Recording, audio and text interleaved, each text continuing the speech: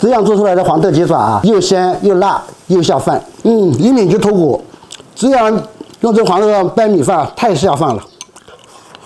大家好，我是老三，今天教大家做一道超下饭的黄豆鸡爪，老母鸡的教程，做出来跟相似度跟饭店是没啥区别的。我们先把这个买回来鸡爪哈，把这个指甲给去掉。这个鸡爪对半劈开哈，一个是吃起来方便，一个是更容易入味。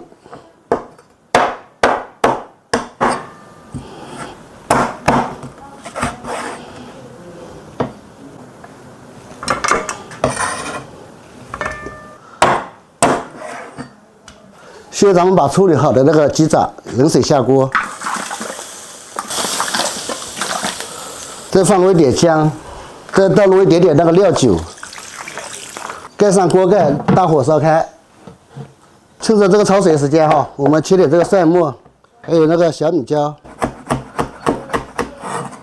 这个再放入碗中备用。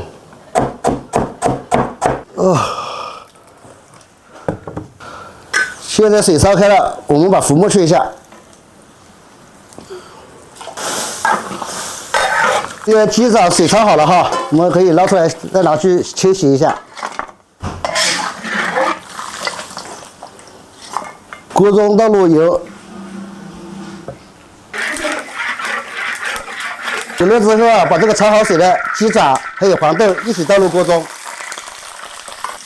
我们简单翻炒一下，去那个表面的水汽。这个黄豆必须要提前一个晚上泡，不然的话泡时间不够，它不容易煮烂。水分炒差不多了，我们放入八角、桂皮、姜叶、干辣椒，倒入味极鲜、蚝油，再加点老抽上色，再倒入半罐啤酒，再加入一点清水，清水不用太多啊，只要稍微没过鸡爪就可以了。我们现在再沉入高压锅。拿去压一下，如果不用高压锅，在锅里直接焖的话，大概要焖个20多分钟啊。用高压锅压的话，大概是上气3到5分钟就可以了。接下来我们再炒个料哈，放入一点点底油，再放入点生姜、蒜米，再加点小米辣，把它炒香鲜。再把我们压好的那个鸡爪倒入锅中。收个汁，我们中间时间可以把这个香叶什么可以挑一下。再放入1小勺味精，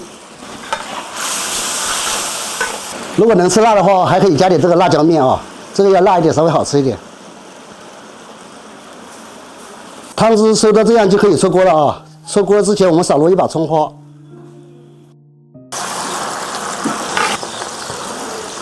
再少入一点白芝麻啊，点缀一下。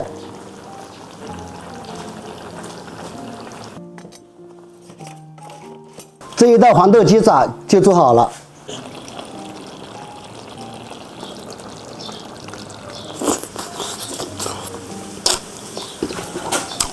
这样做出来的黄豆鸡爪啊，又鲜又辣又下饭。